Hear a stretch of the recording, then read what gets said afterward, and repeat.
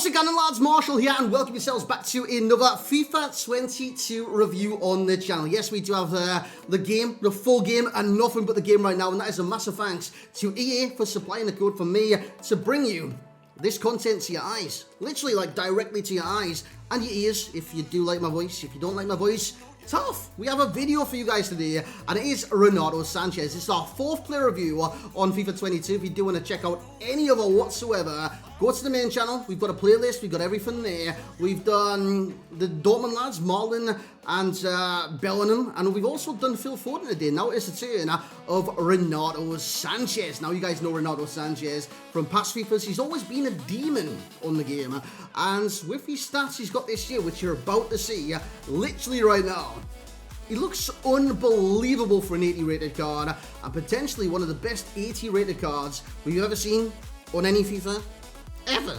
Look at the card, it is nuts. Guys, if you do enjoy this review, you know what to do. Smash a like on it right now, or at the end of the video, or earlier, whenever you want to smash a like, and subscribe to the channel for more content coming very soon. Daily, double daily, triple daily, whatever you want to see. I've spent all day editing and making content for you guys today, and those videos will be out very, very soon. Also, tomorrow on stream, we are starting the RTG. RTG episodes will be out a day later, so subscribe if you want to see the Road to Glory, which is lasting all year long. No more one episode wonders, you know what I'm saying? If you watched me last year, I did like 7 one episodes of an RTG. And see by Renato Sanches' stats, this card is fully equipped. I want to say equipped, as you do look at these traits. He's got the pace in abundance, he's got the dribbling down to a T, and when it comes to defending, it doesn't look that good in terms of tackling, defensive awareness, and interceptions.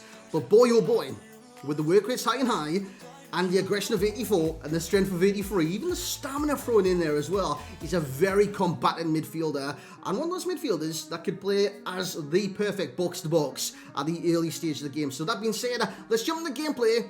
Lads, make sure you like it. Hey, let's have a look at FIFA 22, Renato Sanches. So here we go then, lads, into the gameplay. I've been looking forward to bringing this gameplay because unlike the strikers, or even different kind of players like cams, Renato Sanches is there for the nitty and gritty. And what I mean by that is getting the ball, transferring it from defence into the midfield, into the attack. Because with high work rates, and you'll see by the kind of heat maps at the end, the kind of positions he does cover, he covers a lot of grounds, and he does play the kind of middleman to turn defence into offence, because that's basically what he is. He's a box-to-box midfielder with the high highs and his stats. I just want to go over a couple of these stats as well. You know, the acceleration and sprint speed. I did stick an engine on the card to try and increase his passing. I've got to say, his passing was very average, and we'll talk about that in a minute. But his pace, it's bonkers. It's bonkers, because he's got the acceleration and sprint speed down to a T, and couple that with the work rates covering a lot of grounds, so he gets in a lot of different areas, and then add the aggression. Yes, he's in the opponent's faces all the time, he's getting the ball back, and he's like a workhorse, he's like an engine, you know what I'm saying? He's the engine of the midfield. He's the person that keeps the kind of cogs in the engine ticking around, keeps it turning, and keeps the machine well oiled. He's just a fantastic midfielder. Now, that is box to box. You see it on the pros, it's on the top of it. The second one is the shot power. I kind of want to touch on his finishing though, before getting to shot power. Now, shot power on this game, it will be important this year. There's no doubt about that. Because the harder you hit the shots, the more catches the keeper by surprise sometimes. Now, finishing is going to be very, very important as well, because keepers on this game make wonder saves from time to time. You know what I'm saying? If Renato Sanches had a little bit better finishing, that would have went along with his composure of 83, but it's only 67. So again, if you do get into the area to kind of shoot with Renato Sanches, go for the power strike. Don't always go for the finesse shot or placements. I just think he'll let you down when it does come to that. So finishing will be amongst the cons today, but shot power, definitely go for that. He's got 89 shot power, and I'm pretty certain from range, he can smash the ball like some of the best on this stage of the game anyways. Aggression. Kind of spoke about that before. His aggression is fantastic. 84, great work rates and the pace. And even though his stand tackle, it's only 74, I'm saying only 74, and his defensive awareness isn't that high, so he's not going to track runs. Interception 75. The thing about this card is he doesn't need those. It almost feels like if you're next to a player with Renato Sanches and you're kind of running into it, of course if the player turns you, he's gone, you know what I'm saying? But he's got the pace to catch up with him and get the ball back.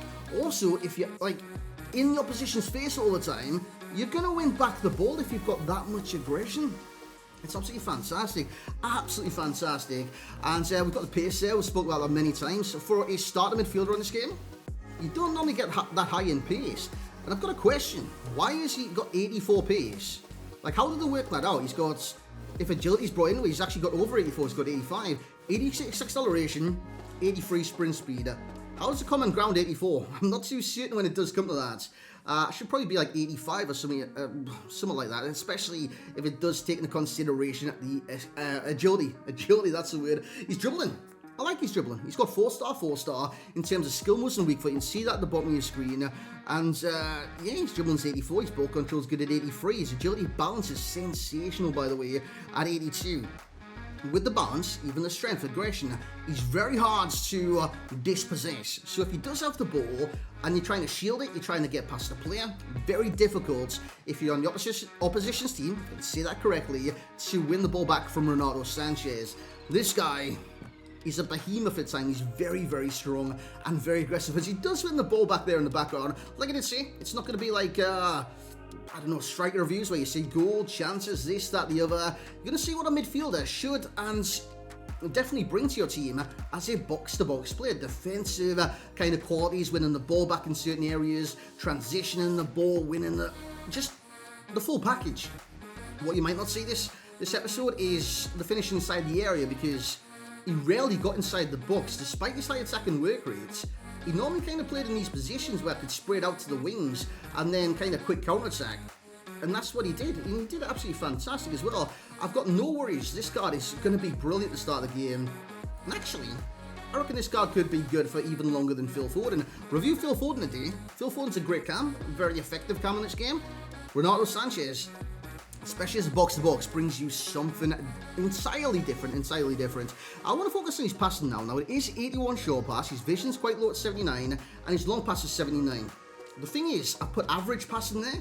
I don't think it's a pièce de resistance. I reckon he does make mistakes when it comes to passing, most notably when it comes to curve. If you're trying to bend a pass around and get a striker in behind the defence, it doesn't really happen too often, boys, to be honest with you guys. So you could see that. You could see that as like a faux pas, which I do. We're going to run the summary on that right now, but first of all, I want to focus on the heat map, see whereabouts he kind of applies his trade in the box-to-box rule. Obviously, he's playing as a right CDM in the formation. You can see that yellow circle right there, and kind of the yellow mass where it all goes together is basically where he's focusing his gameplay. So you can see from different games he's doing a little bit more from attacking to defending, but most notably it's between the defensive third and the cam spot.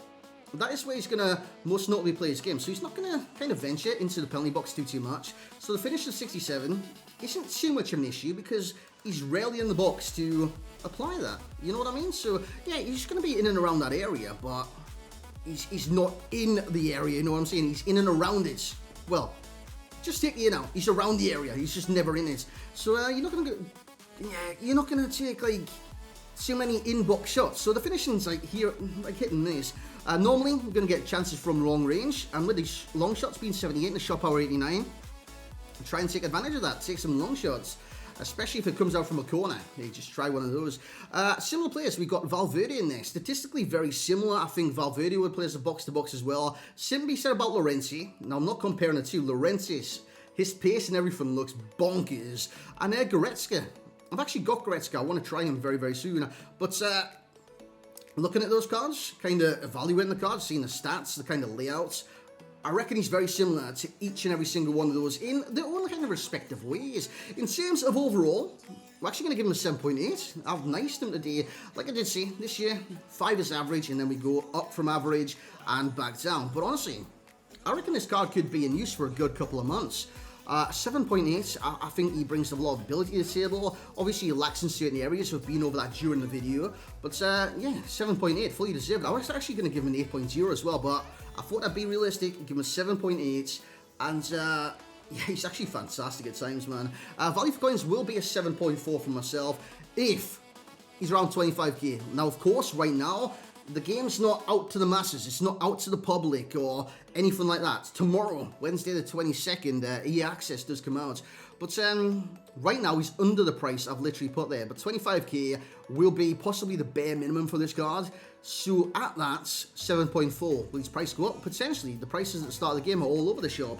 But you just never know. And the enjoyment for me, personally, will be a 7.6. I thought you get a lot of enjoyment from a right centre defensive midfielder.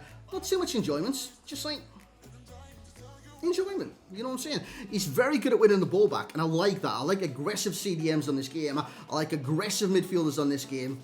Especially if you want a ball winner. Renato Sanches is exactly that, if I can say that right. Lads, we're going to leave you for the day. That's going to be the final review of today. We've dropped 4 in total so far. Like I did say, if you want to go back through the channel, there's an abundance of reviews. We're pumping them out daily right now. And I'll even get out, well, some out for tomorrow morning, some out for the afternoon. Hey, we could even do 3 tomorrow. Do you want one in the evening as well? Let me know in the comments who you do want to see reviewed next on the channel. Lads, thank you very much for the early support on FIFA 22 content. I can't wait for the year ahead. I really can't wait for the year ahead. And this year, more than ever before, I'm going to need your support, man. I'm going to need your support. Life can be tough, let's just say that. But thank you very much for joining me for this Renato Sanches review. Leave a like, drop a comment. Not most importantly, but hey, subscribe to the channel for more FIFA 22 content. And we'll catch you all next time.